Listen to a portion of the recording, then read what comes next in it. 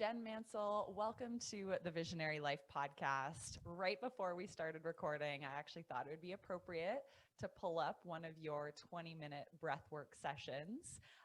And so I just completed it actually, and I'm feeling almost a bit emotional, a little bit calm, but also very focused. And I felt personally like I went on this journey to a magical land, and your music was very cinematic, your voice was very cinematic, and it was just such a neat experience. Is that normal? Great question.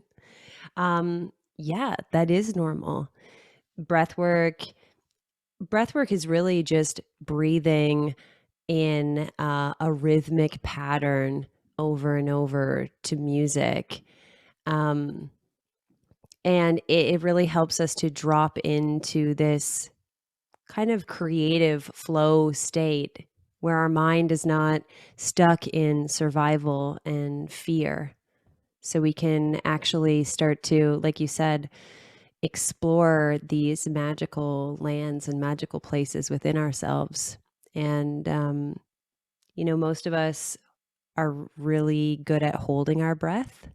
And you saying that you are, feeling some emotions and things, when we start to breathe, breathwork is really a gateway into our feelings because we learn so early on in our lives to hold on to our breath so that we don't have to feel.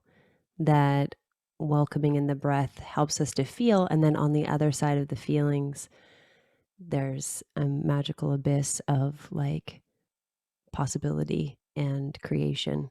So I'm happy that you had that experience, and thanks for giving it a try right before. Yeah, and you know what? I haven't been a student of breath work, but I was attending a virtual conference, the Archangel Conference, about 6 months ago. And you actually did kind of a mini session just to cue up the day. And it was a conference about business and marketing. And then there was a breathwork session right at the start. And I was like, okay, like I'm going to try this. And I actually did like a quick little Instagram story segment and I tagged you. And I actually had like 3 or 4 friends reach out right from that post saying, oh, I love Jenn. I go to her classes. And I just had no idea that this was happening. And I was like, wait, I thought I was in this realm of wellness and well being. And I had never, and I still have not like done a lot of breath work. So I'm just really excited to crack this open. And one topic of interest I have too is kind of how it can support business owners because we do have a lot of aspiring and early stage entrepreneurs. So I just think there's so much for me to learn, and I'm excited that I get to bring the visionaries on board as I learn more about breathwork and really get to know why this practice can be so beneficial. Amazing. So much to share. I'm Yeah. excited. Yeah. So, at some point in your 20s, we're going to go back a little bit. You found yourself, I think you describe it as a digital nomad. And that part of your journey actually involved you living in California and finding out about breath work through a friend. So, can you take us back to that chapter in your life? Why were you traveling? What were you up to? And then, what was your first intro to breath work? Yeah. It's funny, digital nomad is like a term I think like we're all kind of digital nomads in some way right now. But it was really, like in the past decade, it was really new. People were starting to work online and work from wherever in the world. And so I was at that time between Toronto, California, Costa Rica. I was going to Croatia and Vancouver. And I was working with an amazing breathwork facilitator, coach, amongst many things, named Samantha Skelly. Samantha Skelly and I were working together, and we were running retreats for women. And so this was kind of she had a history of facilitating breath work, and this was really my first experience. And she kind of like tagged me in and was like, hey, can you co-facilitate with me? So I didn't even really know what I was getting myself into. And before I knew it, I was in this room with 30 women, you know, crying, releasing, making sounds, going through these epic like journeys of kind of reconnecting with themselves. And I just remember this very visceral feeling in my body of like, I don't know what that was, but that was really, really powerful.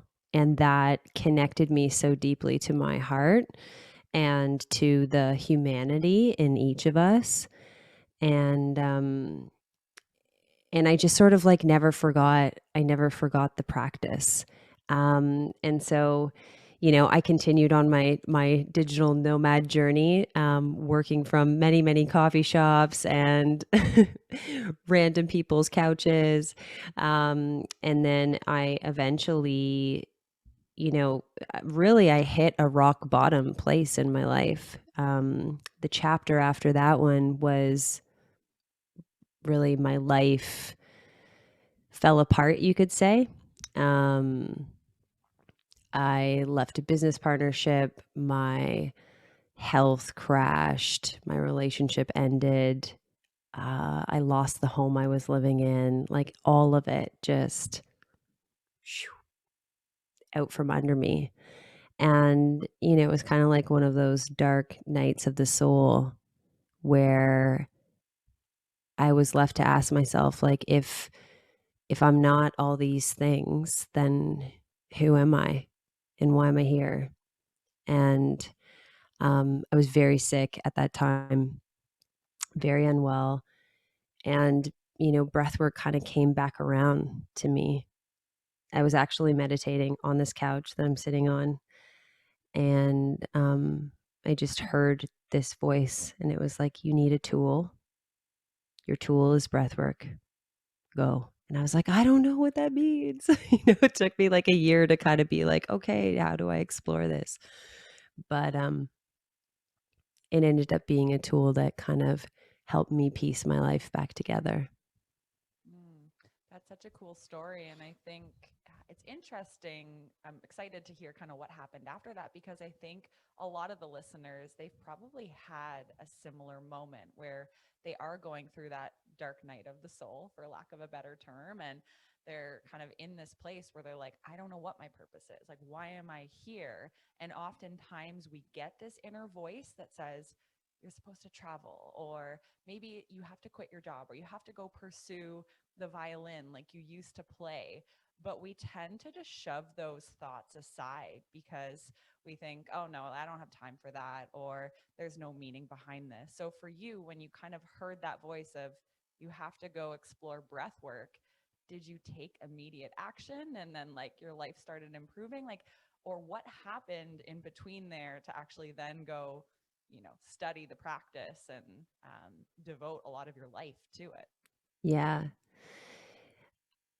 I mean, what really happened was I was so stuck in my head at this time. I was like trying to figure out my life, and I felt very lost because when you know, end a relationship, end a business partnership, those types of things, you lose a part of your identity. And so anyone who's ever been in a transitionary period of their life knows that um, in that time, you just are trying to figure out like, what am I supposed to do? Who am I supposed to be? You're trying to find your new identity. And so I really struggled. I had a really hard time and I tried a lot of different things during that time. I, dabbled with all sorts of projects and business coaching and all sorts of different things. And I think what ended up kind of bringing me back to breath work was really I heard this quote, I'm going to mess it up, but it was like sometimes you have to give up the life you think you're supposed to live to like become who you really are. Yep. And I had this moment of like, I have to let go of trying to figure out who I'm supposed to be. And I need to just like drop into who am I right now? Yeah. Who am I right now? And from this place, what can this person bring to the world? And what I realized, and I think a lot of people don't realize this, is like we want to go out into the world and we want to bring our vision to life, and we want to help people and serve humanity. And sometimes there's a big period of time before you do that that's really deep and really internal Mhm. and really helping you to get to know what when we talk about purpose, to me, it's like your purpose is to be who you are, is to bring forward your own unique voice and creation to the world. And so, in order to do that, you have to take this journey, to take this inner journey into like listening to those whispers and following them along. So, I certainly did not immediately listen.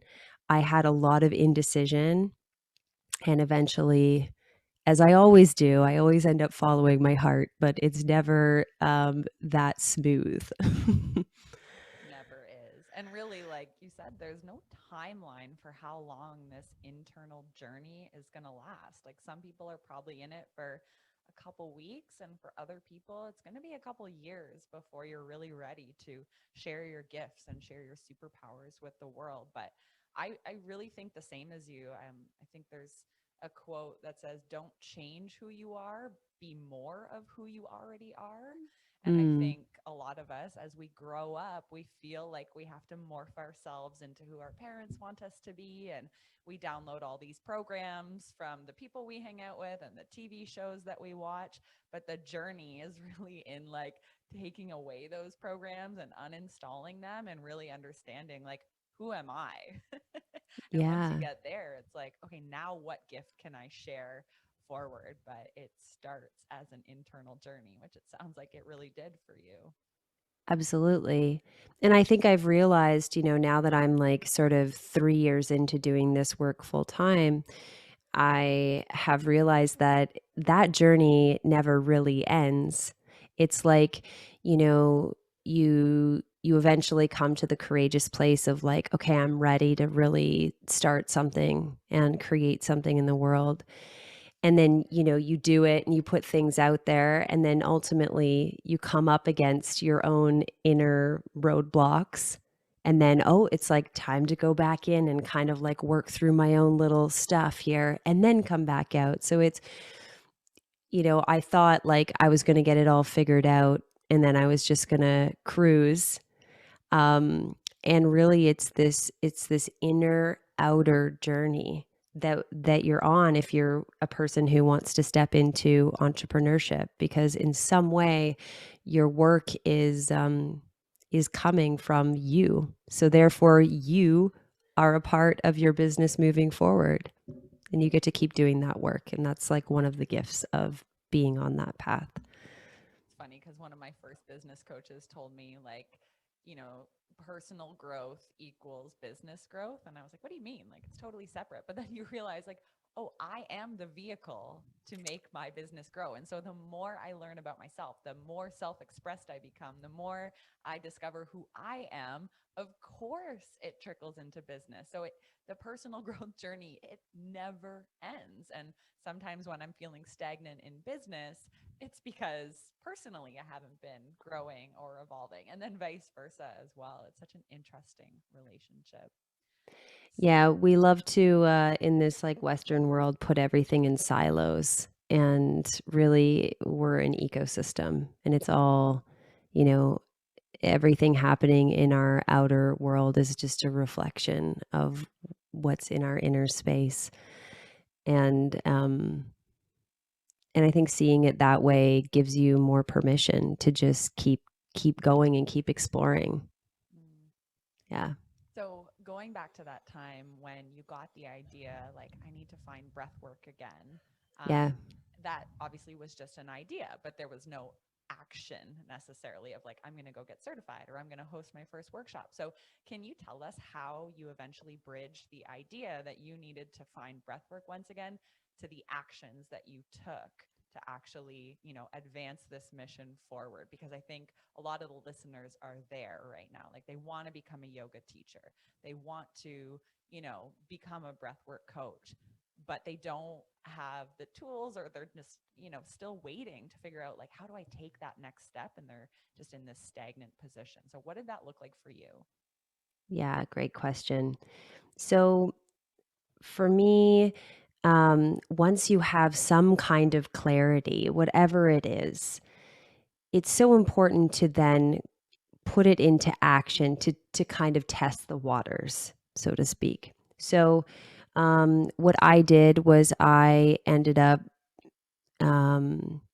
firstly exploring my own personal practice. So I was like, if this is something that I'm interested in facilitating, I should probably practice myself, right? So I started to do work with many different practitioners and started to really see the effects of this practice in my life. So that really drove me forward in a big way because I felt like personally impacted by it. Secondly, I mean, I'm a person who I think most of us really are. At the end of the day, we're going to make a decision from our heart and from our gut knowing. So that means you have to take action before you know. So the way that I actually ended up knowing that I was going to do breathwork training was I reached out to a bunch of different teachers and I had chats with them. And when I chatted with, I've had many teachers now, but my first teacher, his name is Anthony.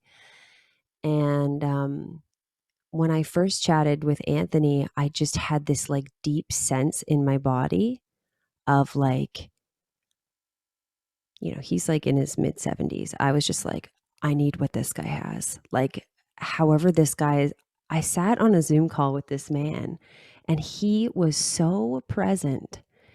I felt like I just could cry the whole call. It was really beautiful and I felt so seen by him and touched, and I just knew that like he got something that I needed or that I was looking for in my life. And so that was ultimately, I still struggled with like, holy, this is a big financial investment. You know, how do I even know if I'm going to be able to do this full time or not? I don't know. Um, I think ultimately you come to a place always where you have to take a leap. Mm-hmm. And I've learned over the years that the leap is terrifying and the leap is also like such a beautiful lesson. It's like the leap is the gift. The leap is where you get to realize that you're so fully supported. And so I took the leap. I signed up for breathwork training, and Anthony said to me, it's going to be 9 months. And I was like, 9 months? Oh my God, like, why? It's so long. I want to do it tomorrow. And he was like, you have to become the person. You have to become the person that can hold the space for people. And that will take you 9 months of your own practice. So I did 9 months of training and grew a lot during that time, learned a lot during that time, had a beautiful mentor who I went and met in Sedona. And,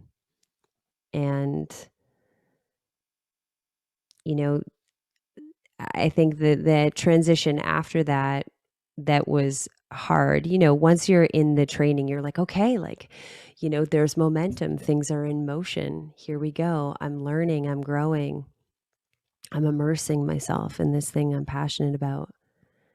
And then to go from there to like, I'm going to put this out in the world and I'm going to tell people that I'm doing this and I'm going to share this with people. That step was also so scary. So scary. I remember I decided I was going to do one in-person breath work. My goal was to have like 10 people. And I was just terrified to book the space, to put it out there. And it took, I remember having to like, I covered my eyes and I hit the send button on Instagram to post that I was going to do it. And within 2 hours, 30 people bought tickets on Eventbrite. And I was like, oh my God. Oh my goodness, all these people are going to come. Now they're really going to see that I don't know what I'm doing, you know? And so here's another piece of advice that I did that I think is really helpful. I gave myself a container and permission to experiment in that container. So as I was getting started, I didn't know how I was going to make money and I didn't know what I was really going to do. But I said, I'm going to do one group breath work in person once a month for a whole year. And I'm going to use this as a container to experiment and to try things on. And I don't know if people are going to come, but I'm going to commit to this. And that ended up being such a gift to myself, just saying that I was going to do that and to stay with it and to show up every month, even if there were only a few people there. And that's what I think started to build my confidence. And I gave myself permission to like, try different things during that time. I wasn't trying to be an expert. I was just like, I'm going to do this. And this is my commitment to myself. It's amazing. And it's so relatable. So I get to work with students at the Canadian School of Natural Nutrition, and I teach their business course right at the end of the program. And I know a lot of them listen to this podcast. And it's funny, you were saying like you go through the training and you're like, this is the work. Like they're studying and they're like, I'm doing the things. And then they get to the end of the course and they're like, oh, you mean I have to start a business and get visible now? Because like I've just been learning, reading all these awesome books on nutrition and health. And then all of a sudden they're faced with that, reality that you have to put yourself out there, whether you are ready or not. And I love that you said, like, you gave yourself permission to experiment, a time to just get some social proof. Like, will one person sign up or not? Will I get data that I'm the worst breathwork teacher, or will somebody tell me, like, that was really powerful? Thank you so much. And I think where so many people find themselves stuck is that they graduate and they have this gift, but they're working so hard behind the scenes to try and make sure that their business plan is perfect, and that before they put themselves out there, that they take 954 more certifications and trainings.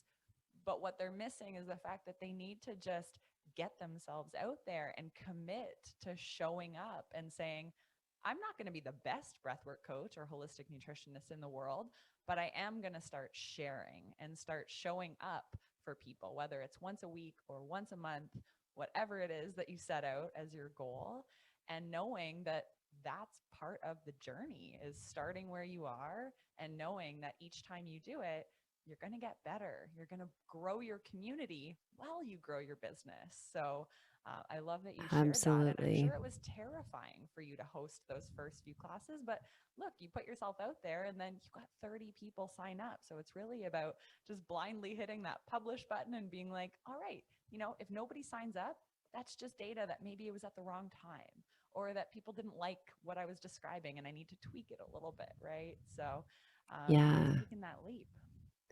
I think you're totally right. And nothing can take the leap away. You have to take the leap. Like you can do 100 trainings. You can get your PhD. You still have to take the leap.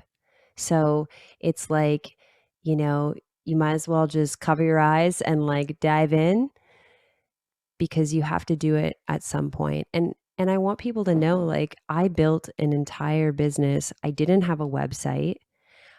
I, people didn't even really know what the hell breathwork was, because, in the past year or so, it's really like grown a lot. But before that, like nobody knew what I was even doing. Um, and I didn't have a ton of followers on social media. So I, just I think we have it backwards, right? We're like, oh, I've got to have the Instagram, I've got to have the branding, and I got to have the niche, and I got to have all those things. And I think what I've learned is like, no, you don't. Your business wants to grow like a baby. It's like you don't have a baby and say, like, little Johnny's going to be a baseball player and he's going to do this when he's 25 and he's going to live here. You let the child grow and evolve, and the same as your business. If you are willing to take the risk to just say, I'm just going to start trying things and follow what feels good for me and what feels right and what people respond to, then I think all of those things, your niche, your branding, your voice, your message, like to me, they all come out of that. Mm-hmm. Yeah. And it was really the experimenting that helped me understand those things. Mm-hmm. It's so true. I think so many people get caught up in having that perfect image online, but then when everything is said and done, they have zero people who are, coming to look at that beautiful website or who are even on their social media. So it's really about more of that grassroots strategy, like you said, treating it like a baby. So I'm sure there are some people listening that are like, well, if you didn't have a website and if social media wasn't your thing, how were people finding out about you?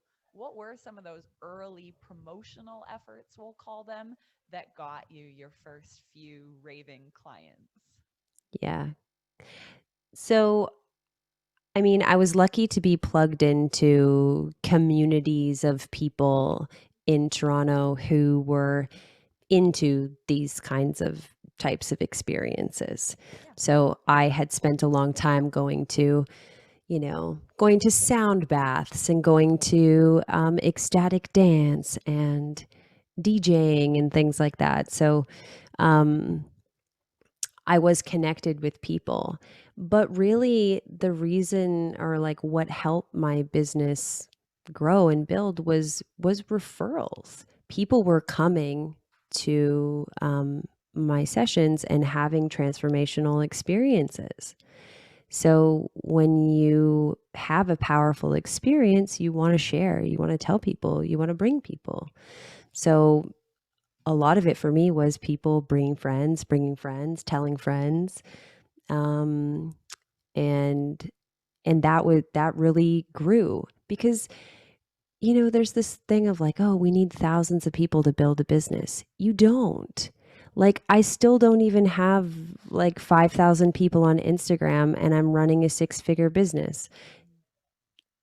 If you do good work and you do it from your heart and it impacts people in a real way, I really think that there are a lot of ways that your business can grow, and a lot of it is people telling people and it passing through the grapevine in that kind of old school way, or people even on social, like people sharing about your work and what you're up to because they feel impacted by you. Mm-hmm. Yeah, it's like going back to the marketing strategy that has been around since the dawn of time, which is word of mouth, right? And I think where a lot of people try to skip ahead is they build the landing page, they have the perfect Instagram aesthetic, but they don't yet have a remarkable product. Remarkable being people remark about it, right? And I think that's where we need to start. And for you, you were saying people were leaving your classes going, they had to tell a friend because something that I did in that class, something I created in this experience was memorable to them. It was an experience they couldn't forget. It transformed their life, right? Maybe not everyone, but even if you get a few people per class that are remarking on how good you are, there's your whole marketing strategy, right? No website needed, like you said. And of course, yes, that the website, the social media, that should come down the line as another channel for you to promote your services. But I think it's like step one, have a great product. And we often forget that because we're bombarded with all of these courses and messages that say, invest in ClickFunnels. It's going to save your business. It's like, but if your product isn't good, then I don't know that a ClickFunnel is really going to help. So I love that, a lot of your business was built on something so simple as referrals. Yeah, absolutely. It was referrals, and it was also me building relationships with people, Yeah. Yeah. like old school. Like one of the things that I did was I started teaching classes at meditation studios and Yeah. in yoga studios, and just, dropping into different communities where people were of the same kind of mindset. And I would teach classes. So there were periods of time where I was teaching like, 10 times a week. Um, and that also just made me, I was out there, I was visible, and I spent a lot of time, honestly, just chatting with people. Like, hey, like, what came up for you in that class? Like, how are you doing this week? Like, I really took time to get to know people and to care about people's journeys and well-being. I wasn't so focused on building the funnel and building the likes. And I was like, just focused on caring about humans. Mm-hmm. And so many of my, future higher paying clients came from people that I just took that time to really like connect with and get to know about their journey. I love that. Yeah, it's really not about just shouting at people and just sending mass emails. Like it's literally about the one person you talk to and make a connection and remember their dog's name. And those people will stick around forever if they feel safe in your presence, if they feel like you actually care about the relationship at hand. And I also love that you brought up that you were getting visible in front of other people's audiences, like at a yoga studio. They probably already had a roster of people who loved yoga and came to them for classes. And what you did was you showed up with your service and were able to tap into their audience. It's collaboration, right? We don't need to just sit in the four walls of our office and like try to build this business alone. It's like, no, like there's amazing opportunities for partnership and to go out and seek a community that already exists and to share your gift with them. Absolutely. Yeah.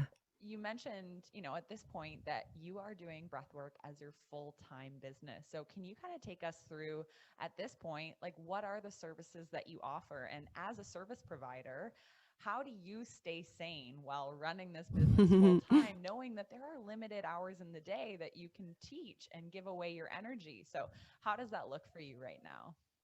Yeah. Great question. So I work with people in lots of different ways.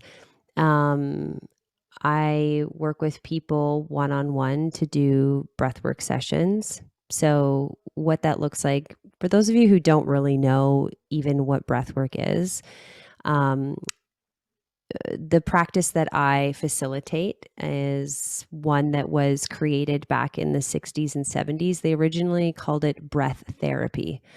So they were helping people to access what they call altered states of consciousness. So, just if you've ever been in a meditative state or even a state where you're just like, sitting outside and you're like, wow, like you just see the world in a different way.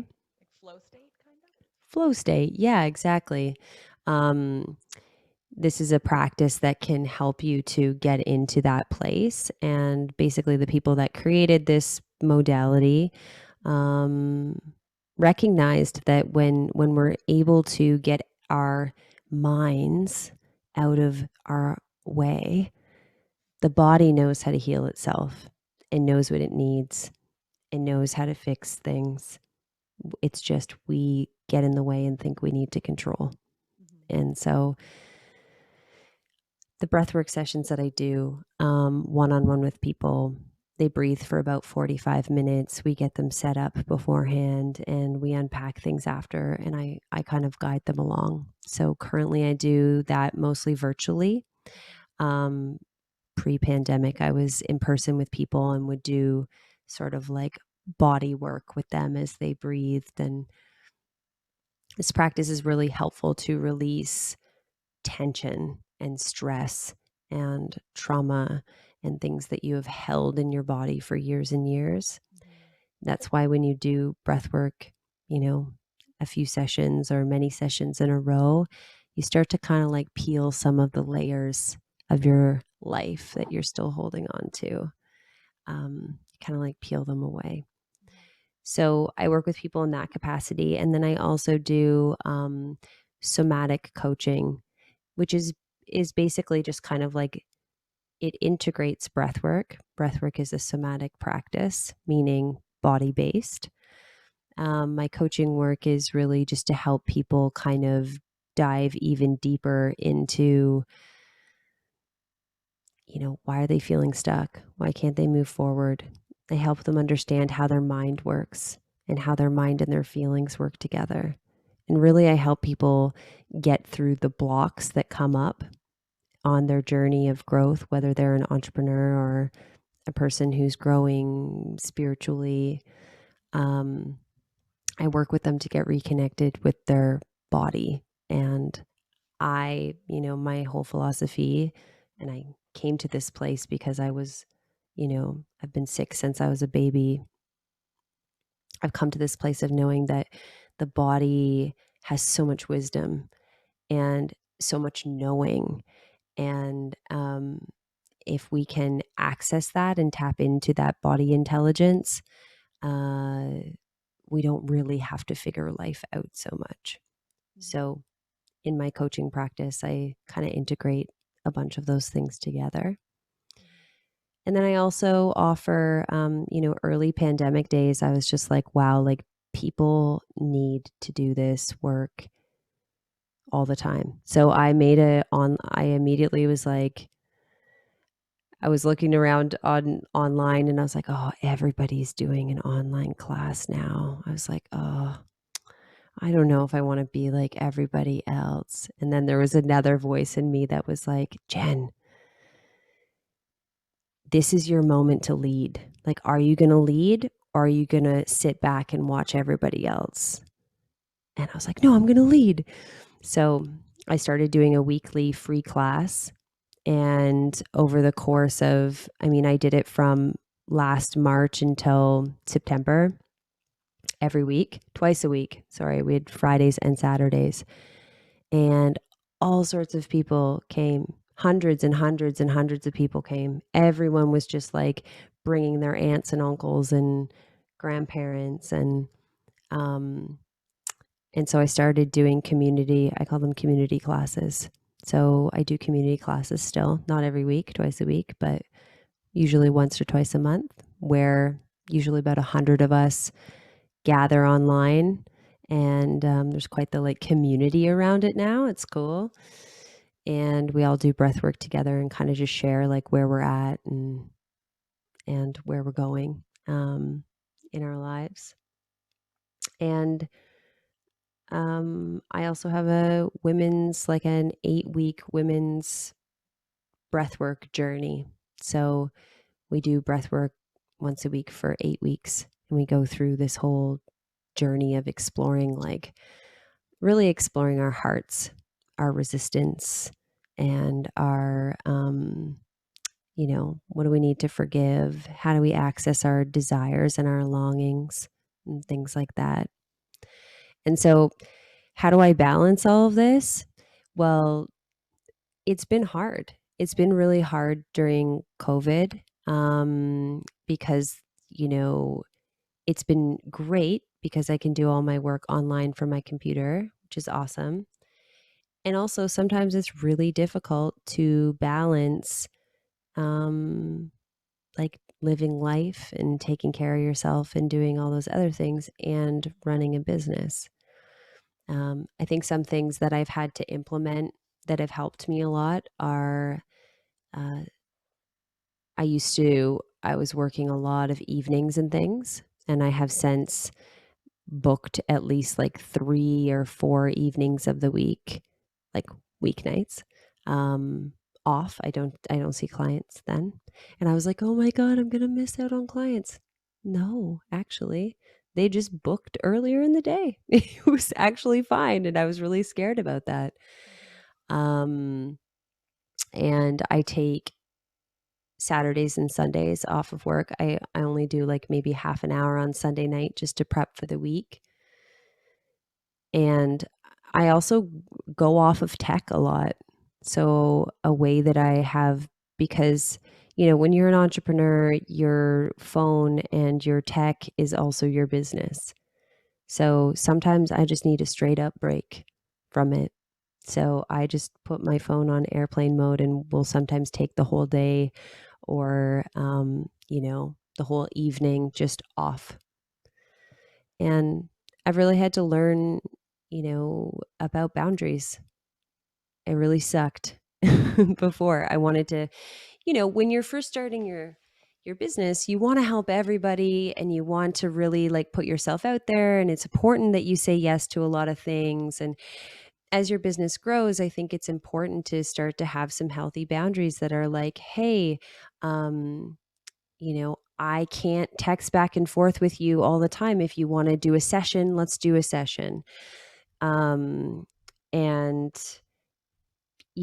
just little things like that. Or even me saying to my clients, like, hey, I need you to know that it's going to take me at least 24 hours to get back to you, and you need to give me that grace period because you know, I'm holding a lot of space for a lot of people.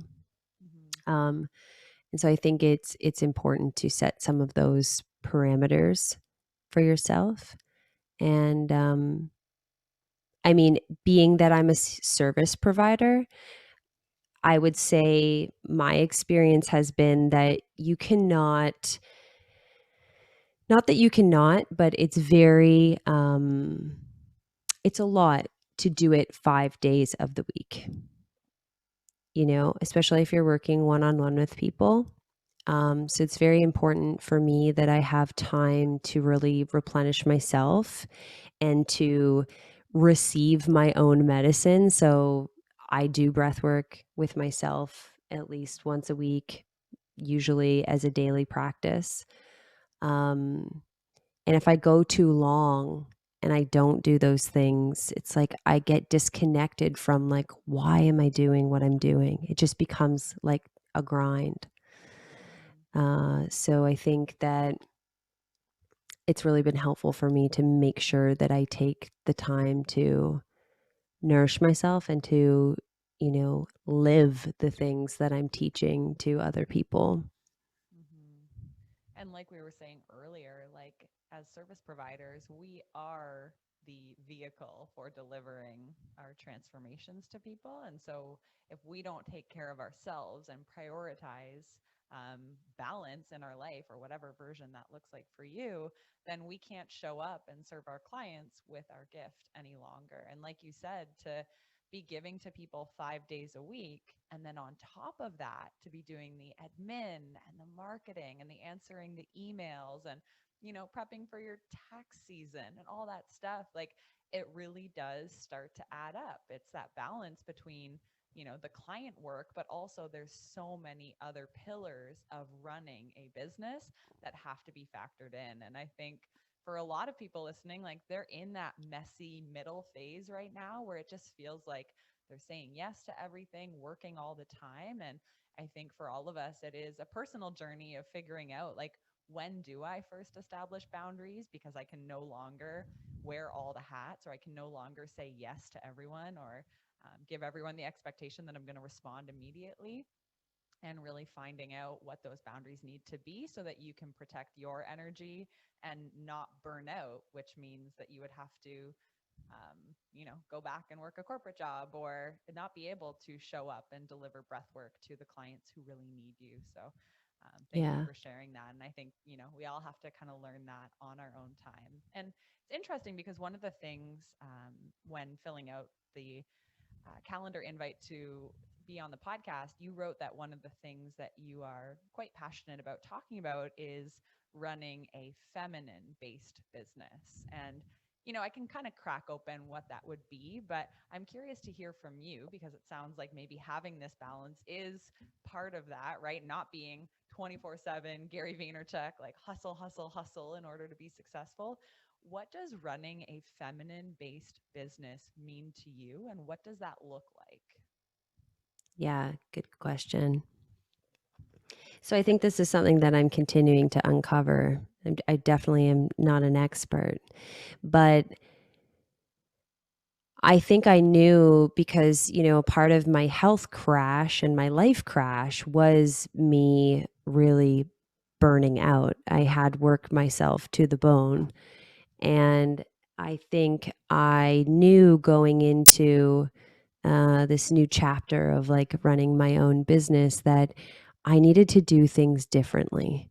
Like, I was not interested in building a business where I was grinding and hustling and couldn't live my life and couldn't have the kind of like lifestyle that I really wanted to have, which was, meant prioritizing my body and my health and my relationships and my community and all of those things. So,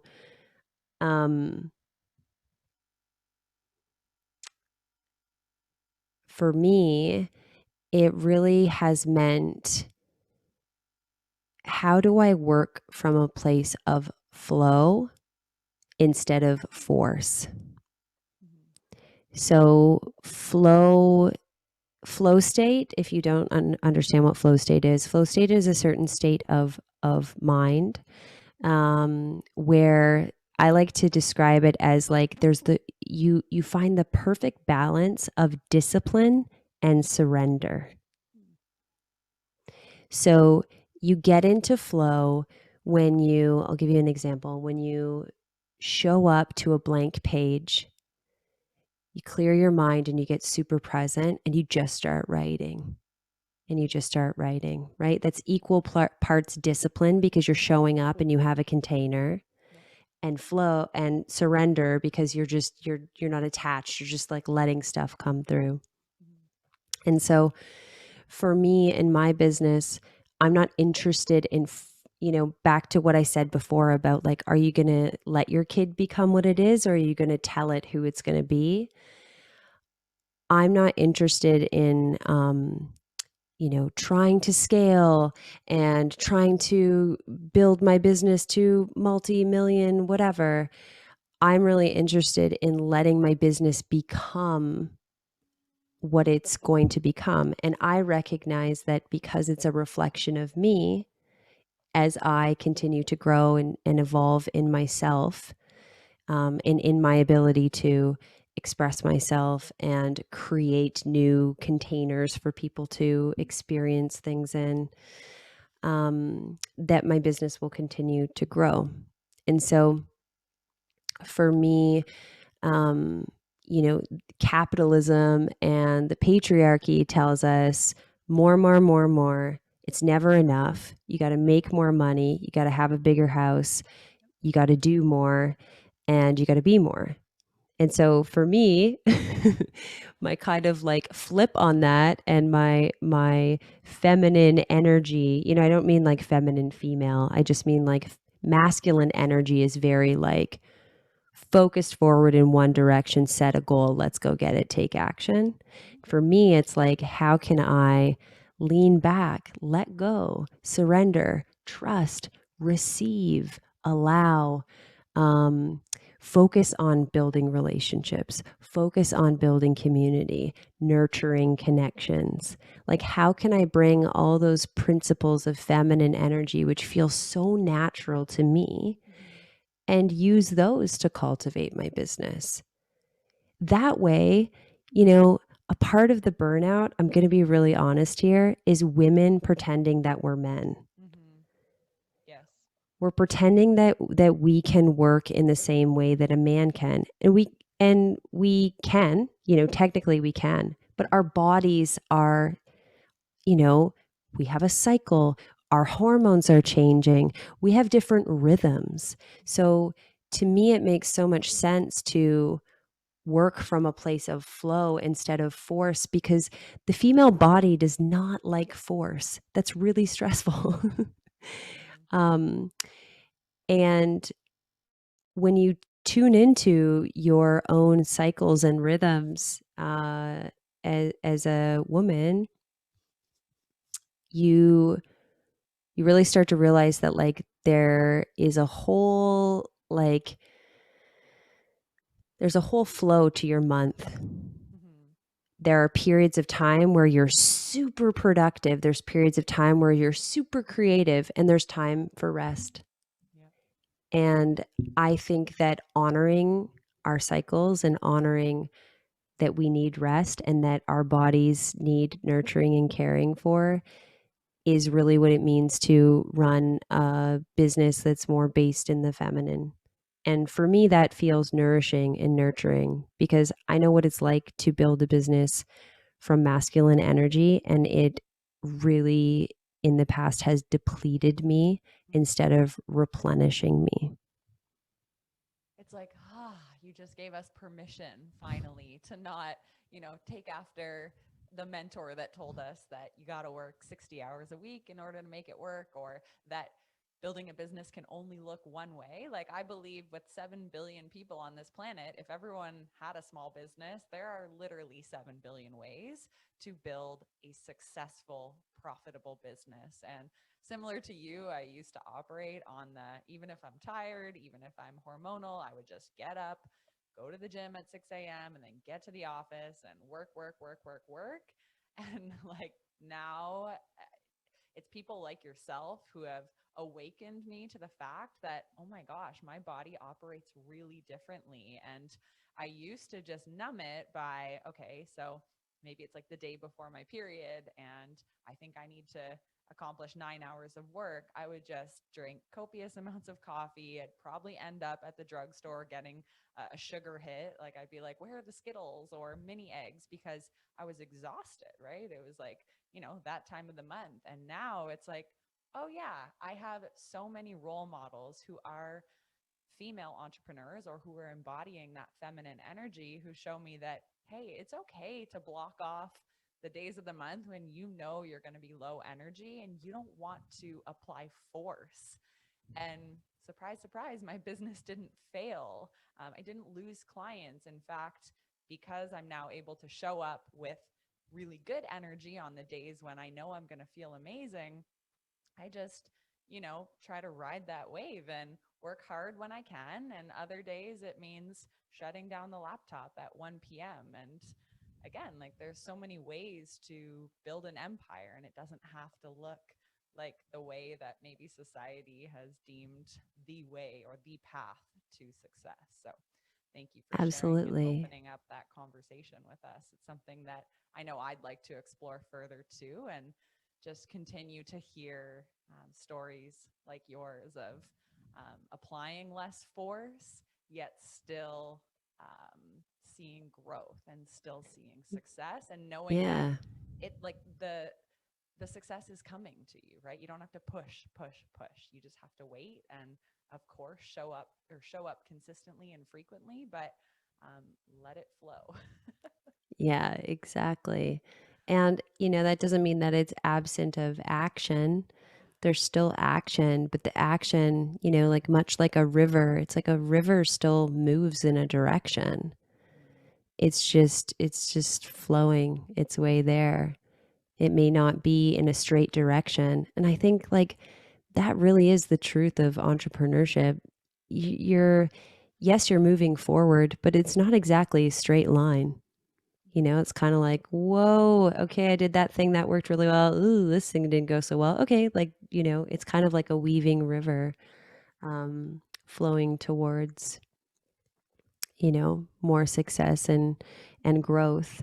But yeah, I think creating I wanted to create a business that felt like it was in alignment with my life and the way I wanted to live. And I didn't want those things to be separate. I wanted them to be together.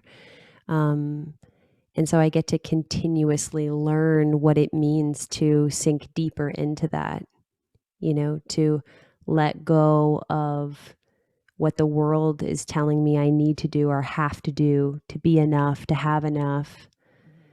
mm-hmm. Um, and it's been really cool, much like you said. You start to realize over time that as you let go more and more of your need to like make things happen, that things will happen. Um, I took a week off last week and like had one of the most successful weeks in my business of the year, right? And I think like that's what I really think this is what the world needs right now. We need more people who are taking care of themselves, who are prioritizing doing their own inner work to find their hearts, to find their empathy, to find their own energy and ability to show up and support the world in this big, massive shift and change that we're all going through. And if we're kept super busy hustling and grinding, there's no time to take care of ourselves, to take care of the people that we love, and to support like the change that wants to happen right now. So I think that we get to rewrite how we want the world to look. There's an amazing book. I don't know who it's by. I will give it to you. You can put it in the show notes, but it's about like how to build a feminine economy. What does it look like?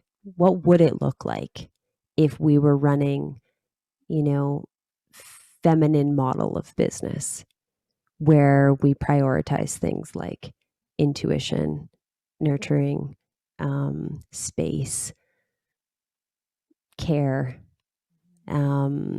those types of things, what could that look like? And it's a beautiful little cute book. So I'll drop that to you. Would be very, very curious to read that. So I'll have to get the name from you. Yeah. So, my goodness, in kind of wrapping this up and in closing out, and of course, I feel like we could talk forever, but for the person listening who has not yet tried breath work and is now extremely intrigued after listening to your journey and just hearing how you've been able to grow this as a business, I'm curious, could you share what some of the benefits are for someone who's never experienced breath work? Like, say they're an entrepreneur listening, what are some of the benefits of breath work for this business owner who's maybe in a state right now where they feel a little stuck, or maybe they're lacking creative energy? What could they expect? Yeah. I think as an entrepreneur, you're always going to come up to these moments where it's like, I don't know how to move forward. I don't know what I'm supposed to do next. I don't know, where you're seeking clarity, right? You're always seeking clarity, and breath work is probably the best way I know how to find that clarity, because clarity comes when we actually are not trying to find it. That's the joke, right? That's why this happens to people all the time. It's like you're in the shower or you're blow drying your hair and you have an epiphany moment, right? It comes to you because you're not trying to find it. So breath work, I have so many entrepreneurs that come to my breathwork classes because they always tell me, especially the guys, they're like, wow, like I get the best business ideas when I do this practice. So I think it's important for us to learn to get out of our heads and into our bodies. And how do we do that? How do we work with our mind and understand how our mind works so that we can tune into our heart's wisdom, our body's wisdom, so we can use all of it in the creation of our business? A lot of times we come up against ourselves on the path. And the reason we can't move forward is because we've got some kind of internal block, A few weeks ago, a lot of things came up for me around my fear around expressing myself and being seen and sharing myself vulnerably. So yeah, that shows up in my business. It also shows up in my relationship, and it also comes from like my past and my history. So breathwork kind of like clears the way and clears the channels for so you can see things clearly and move forward. So whether you are a person who is looking to find new creative ideas, to move through blocks, or just to like learn to let go. I think that's what a lot of us, that's the difference between the flow and the force. The force wants to control and make things happen. And the flow helps us to learn to like let go and let things be what they are. And so this practice really can guide you into that place. Also, just on a very like practical note, this is very helpful for regulating your nervous system. So if you're really stressed out, really overwhelmed, carrying a lot of tension, pain, those types of things, this is really, really helpful to kind of just like let it all release from your body. So there's something there for everyone. It's really a practice to reconnect you to you. And I call it the I call it the doer's meditation, because I was a person who could not sit still and just meditate. I needed something to do. And this is that. There's music, there's guidance, there's your breathing. You get so lost in those things that you don't really even realize that you're meditating. It's like, oh shit, I'm meditating, cool. So I kind of like it looking at it that way too. So it can offer you all of the benefits of meditating, and just like doing a breathwork session is like a reset. It's like a system reset. It's kind of like just boop, press the reset button, do the full shutdown. You know, when like your computer starts getting glitchy,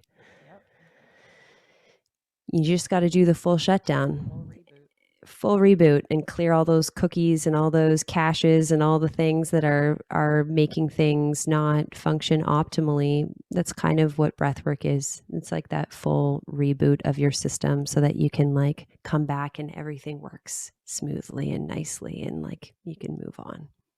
Love that analogy. And, you know, I can confirm from my many experiences, but also from some friends who attend your Friday night sessions, and they're entrepreneurs, and they always say that, you know, some of their best ideas come from your sessions. So it's been cool to hear their testimonials, and, you know, it just further validates that I'm showing up to a session soon. Yeah, you're going to be there.